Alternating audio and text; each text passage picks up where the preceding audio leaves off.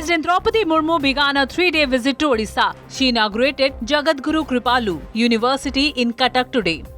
The President will travel to Berhampur and Taptapani in Ganjam district tomorrow to offer prayers and attend cultural programs before returning to Bhubaneswar on August 5.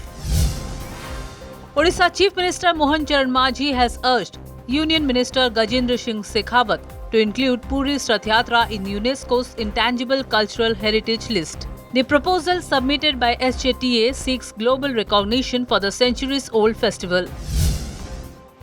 AIIMS Bhubaneswar has been conferred the Emerging Government Institution in Organ Transplantation Award at the 16th Indian Organ Donation Day in New Delhi.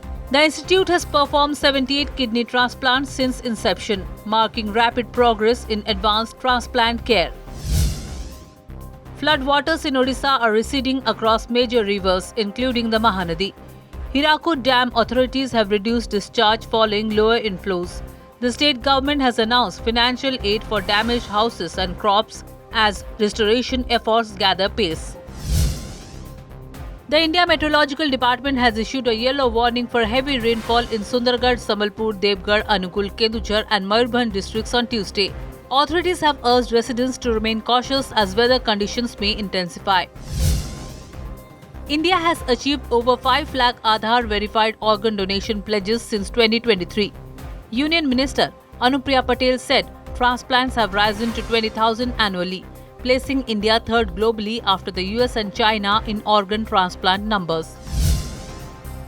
India's Unified Payments Interface recorded its highest ever monthly transaction volume in July, with 23.66 billion transactions worth 29.88 lakh crore. The Prime Minister's office hailed the achievement as a milestone for the country's digital payments ecosystem. Uzbekistan's Foreign Minister Saidov Bakhtiyor Odilovic met President Draupadi Murmu in New Delhi. Both leaders agreed to deepen cooperation across sectors, noting shared historical and cultural ties rooted in ancient trade routes. The visit aims to expand bilateral partnership. A Delhi court acquitted former WFI chief Brij Bhushan Sharan Singh and co-accused Vinod Tomar in a sexual harassment case filed by women wrestlers.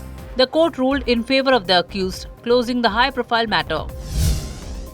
India has kicked off the countdown to the 2030 Ahmedabad Commonwealth Games with a vibrant handover from Glasgow. The presentation blended ancient philosophy, cultural grandeur, and modern artistry, marking the launch of the centenary edition journey of the Games.